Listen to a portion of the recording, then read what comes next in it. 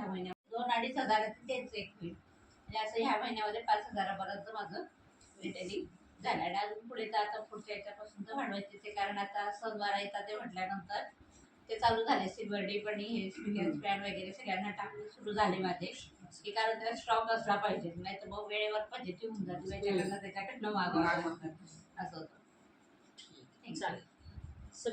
असं संध्याकाळी एकदा ना त्याच्यावर रिक्वायरमेंट येतात, हे आहे का ते आहे का, असं काय आपण ती माहिती लिहिली होती ना सगळी. एक सणवार आले, आता मला तांब्या पितळाची तसं ते तयार केलं होतं ना पण. तर मग ते टाकलं की ग्रुपवर ते टाकून द्यायचं आणि मग एक 2 प्रोडक्टचं व्हिडिओ किंवा माहिती जसं असेल तसं टाकते. मग त्याच्यानुसार रिक्वायरमेंट येते. मग तसं असेल तसं आता काय येईल ती ऑर्डर करायला तर पाहिजेलच, सगळ्यांनीच केलं पाहिजे. झालंय ऑर्डर अजून आहेत माझा, तर मी बिलिंग केले आता, कारण एक्सटेंड मिळालं ह्यावेळी, त्यामुळे त्याचा फायदा झाला. 15 तारीख आणि काही असलं तरी थोडं जरी वाढवून मिळालं तर आपल्याला ती एक संधी असते, मग त्याचा उपयोग करून घेता येतो. आणि त्यावेळेच्या मला ज्या स्पेशल प्रमोशन आलेल्या ऑफर त्या पण आवडल्या, त्या पण छान आहे. ग्लुकोज समाईची पण आहे. 3000ची आवडली आहे ना. म्हणजे पहिला असं व्हायचं की 15 तारखेपर्यंत सगळी बिलं संपवा, पण नाही, आता असं वाटतं एक तरी बिल शिल्लक ठेवावं. मी तेच केलं होतं यावेळेस. ओनियन ऑइलसाठी ठीक आहे. तर ते मेटाबॉलिक बूस्टचं मी ते घेतलेलं आहे. म्हणजे मला जे जे प्रोडक्ट नव्याने हे करता येतील, इंट्रोड्यूस करता येतील, त्यासाठी मला ऑफरचा हा चांगलाच फायदा होतो. आणि ऑफरमुळे खुश आहे. तर जास्तीत जास्त रिटेलिंग करायचं चालूच आहे. आणि कुरिअर ह्यावेळी आपलं ह्याला गेलं गारगोटीपर्यंत गेलं. हां, 2दा गेलं कुरिअर. हां, तर ते पण म्हणजे चालू आहे.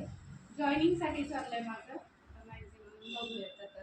जॉईनिंग माझ्या ह्याच्यामध्ये जसं मॅडमनी सांगितले की 2 जॉईनिंग झाले पाहिजे, तर तसं विथ ऑर्डर आलं पाहिजे. फक्त फॉर्म मला भरायला जॉईन होतात पण खरेदी झाली पाहिजे. आले तर आणि तरच भरणार फॉर्म, नाही तर नाही. चाललेलं आहे, एक होईल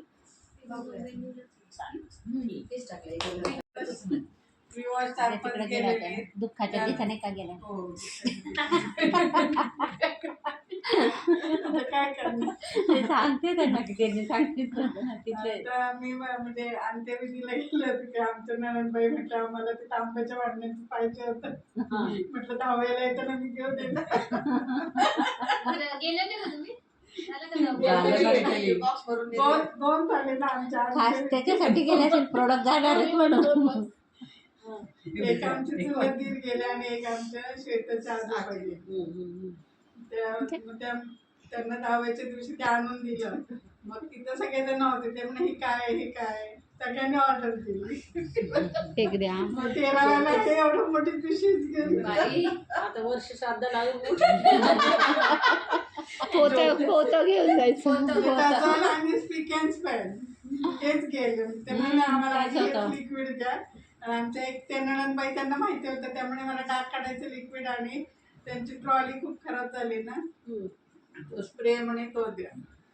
त्यांनी ते 2 घेतले. बाकीच्यांनी सगळ्यांनी डझल आणि स्पीक अँड स्पेलची ऑर्डर दिली.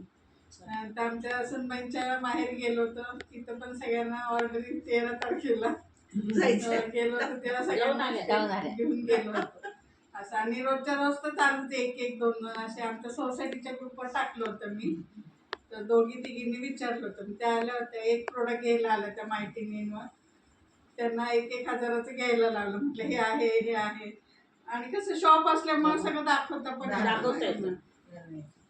त्या म्हणे की मला टॉयलेट क्लिनर द्या, तांब्याच्या भांड्यांचं द्या.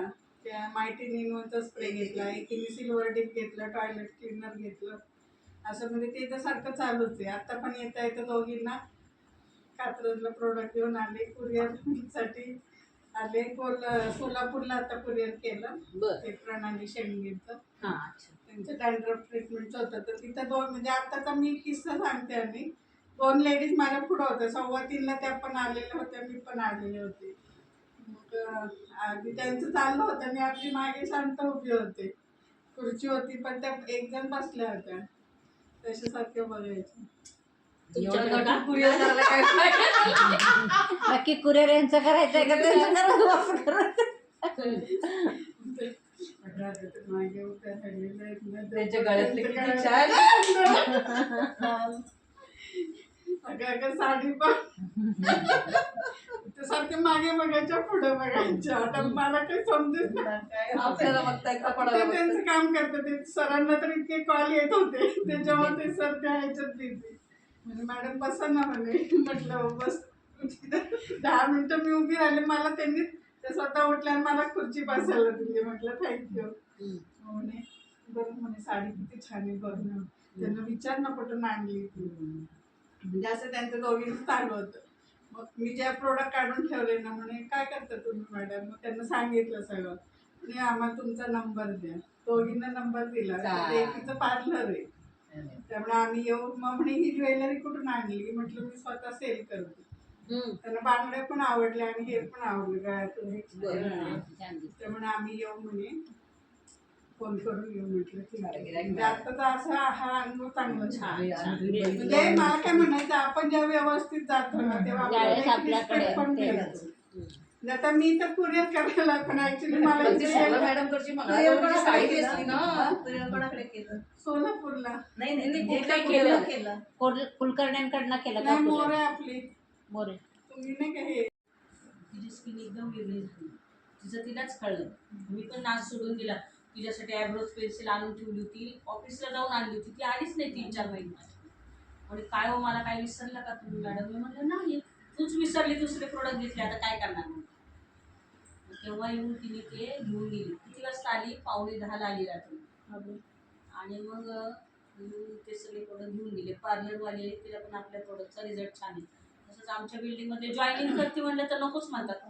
गेल्या महिन्यात 5,500 घेतले. आता 1,500 एवढं घेऊन सुद्धा नाही म्हटलं. नाही. ते श्रीकांत चोरमुले ते अगोदर जॉईन होते ग. त्यांचं आता काय त्यांना नाही करायचं. मग परवा तिने येऊन 1,500 प्रोडक्ट घेतले. पण 2 तास घालवले माझे. खूप वेळ गेला. काय होतं काम भरपूर असतं आणि जर असा वेळ गेला तर मग राहिले की राहतात. तर आपण काय करायचं रिटेलिंग जास्तीत जास्त आणि जॉईनिंग. आपलं बघा ना प्रत्येकीचं एक जरी जॉईनिंग झालं त्याची जॉईनिंग होत नाहीयेत आपल्या ग्रुपमध्ये म्हणून आपली वाढ होत नाही. बाकी काही नाही. बीवी वाढला पाहिजे. जास्त होत होता त्यापेक्षा कमी झालेला आहे आपला. आता 22 तारखेचा इव्हेंट आहे. तुम्ही कोण जाणार असेल तर बघा नाईक मॅडम तयार आहे यायला. जायचंय का तुम्हाला? जाताय का मुंबईला? प्रमोद आचार्यच आहे. चांगले जात असेल जाऊ. मला नाही. मला नेमका कार्यक्रम आहे बिल्डिंग वरला. नाहीतर मी आले असते. आता पुढच्या वेळेस जेव्हा असेल तेव्हा सारखं पण जाऊ. होतं. ट्रेनिंग पण अटेंड होतं. काय करताय बघा मग. तर आपण जास्तीत जास्त आणि आपल्या ग्रुपमध्ये खाली सांगायला पाहिजे. आता ही ऑफर आलेली ना त्याचे फोन करून सांगितलं पाहिजे.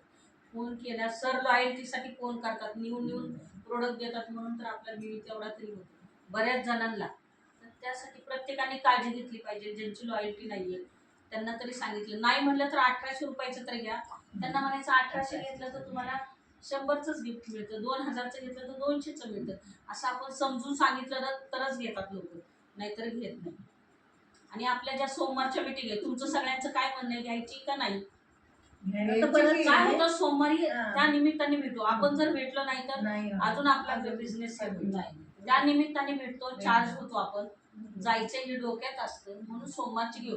हा आणि अगदी गणपती गौरी असेल त्यावेळेस आपण कॅन्सल करू. काय आपल्याला कोण बोलणार नाहीये रागवणार नाही. ऑनलाईन घेऊयात ना तेव्हा. ऑनलाईन घेऊ. हा त्यावेळेस ऑनलाईन घेऊया. श्रावण महिना मंगळवारी घेऊ.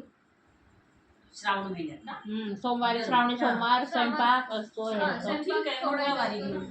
वार बदलून बघू. आता सोमवारी ना बहुतेक मी माझ्याकडे ठेवेन. मंगळवारी हा मंगळवारी आम्हाला संध्याकाळी लवकर जायचंय. कारण मला हे करायचं संध्याकाळी स्वयंपाक असतो ना. आपण 6ला तर घरी जातो. 6:15 त्यांची अडचण ऐकून घे ना. त्या काय म्हणतायत एखादा करायचं.